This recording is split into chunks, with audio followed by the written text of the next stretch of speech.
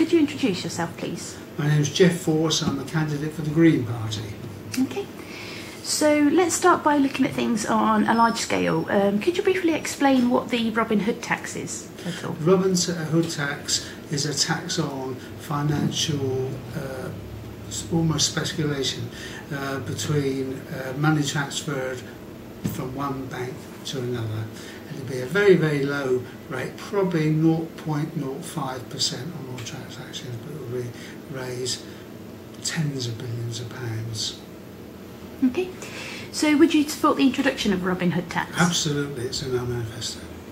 And what would you use the money that would be raised through the Robin Hood tax for? Well, actually, personally, I would like it to be an international tax used for, I think, two main areas: to help alleviate poverty throughout the world and to introduce renewable energy and insulation and to reduce climate change. Growing more forests, tree planting, this sort of stuff to combat climate change. So alleviate poverty, combat climate change. Okay, so do you think that that's a particular problem for the residents of Leicester West? I think it's a problem for everybody. I believe, obviously, climate change is a problem for everybody. Poverty, I think we need to adjust to make it more equal society right throughout. So we need to tackle poverty within the country, but we also need to tackle poverty throughout the world. Thank you. Do you know what the population of your potential constituency is at all in Leicester West? I think it's around about 100,000. Do you know what the unemployment rate for Leicester West was in 2009? 12%. Yep. And do you know how that compared to the national average for last year? Slightly above, okay. I believe. So do you think that people could use the internet to increase their chances of finding employment? Well, certainly. I'm not, to be honest, well up on the internet. It's not my favourite medium, but I would think, yes, you can use it to look for jobs alongside other ways of doing it as well. Do you know how many people in Leicester West don't have internet access at home? No idea. I think it's about 1 in 4, and that actually more people have internet access in Leicester West than they do on a national scale, which is interesting. Right. So in Leicester West, sorry, this leads me on to my next question. Do you know the percentage of your potential constituency that have no qualifications at all? No, I was estimate between no qualifications. Do you include things like GSCs and things like that? 10 to 20%. So in Leicester West, it's just under 40%. Under 40. And the national average is about 16%, so substantially higher in this constituency. How would you seek to improve the education of people in Leicester West? Well, we want to invest in public services in general, and of which, of course, education would be one of them. One of the ways we do that is a lot smaller class sizes. We try to we'll abandon SATs and league tables so that more the teachers can be allowed to teach and not have to do so much work on bureaucracy and getting people past exams. It's more about education than passing exams as our policy.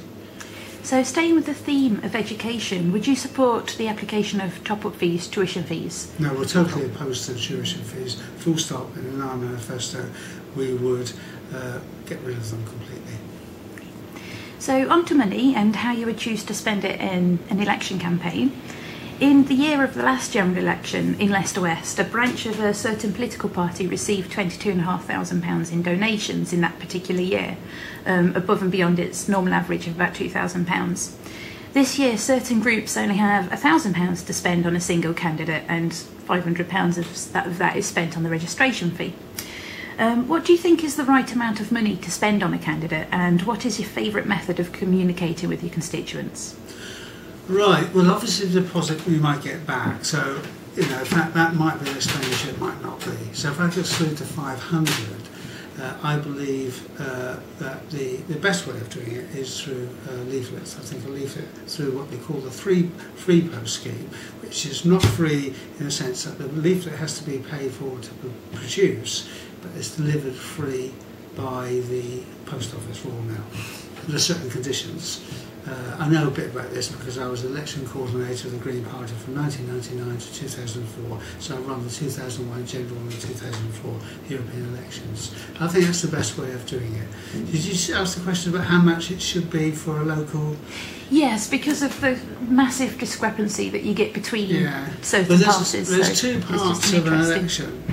You have to two parts of recording it as well. There's what you call the national part, which comes under the Political and Electoral Referendum Act of 2000, and that is something like a television broadcast or billboards, which are generalised with Gordon Brown, smiling face, etc.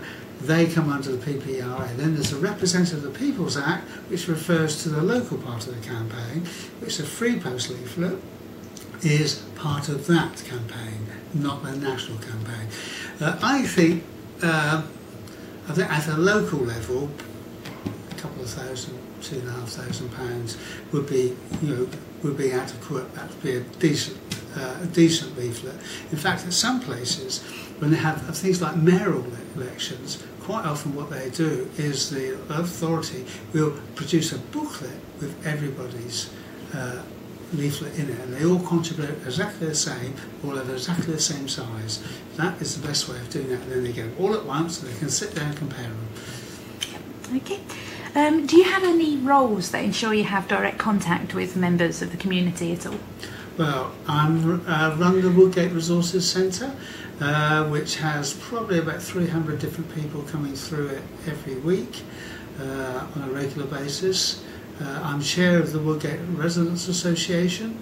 I play bowls at Weston Park, so I meet people there. And one or two other things as well, but I think they're the main ones. Okay. Do you think that age adds experience that is essential to being a Member of Parliament at all? I don't think it's essential. I think it's a balance between experience, but I think also sometimes older people have to move aside for younger people to come through with perhaps more energy, more ideas and everything. So there is a balance. I would have preferred not to stood for the Green Party personally, because I would have wanted a younger person to stand, but no one was prepared to stand in this particular constituency. There are younger people in Leicester West, Leicester East and Leicester South. Okay. Which do you think is more essential in controlling crime? More police officers walking the streets, or the use of more technology, such as DNA databases? To be honest, I don't think it's either of those. I think there are two real areas that will reduce crime. To have reduce inequality. That's a lot of. The more unequal society you have, the more crime you have. There's a lot of research on that, and of course drugs, particularly Class A drugs, heroin, crack, cocaine. 85% of all shoplifting is for Class A drugs. Over 50% of burglaries and robberies. So if we could control that, then that would be a bigger way of reducing crime than either CCTV type DNA or policemen. Okay. Slightly off the wall question here. Are you a supporter of capital punishment? No. And do you think that an immigrant population can contribute towards a stable economy? Yes. I believe everybody can contribute towards a stable economy. Immigration has brought a lot to this country. There are problems around immigration, there's no doubt about that. It's one of the most complex issues that any the MPs on the next government will have to face, because we need immigrants to do some of the work, the low-paid area, and some of the skills like doctors and everything. We have to question why we don't do those work and why we can't get enough skilled people. But they bring a lot of into the country, and also we have to remember 5 million British people live abroad, due to the welcoming nature of those countries. Okay, well, thank you very much for talking to me today, and that's the last question that I have. Oh, great. Okay, Oh. thank you. I want two.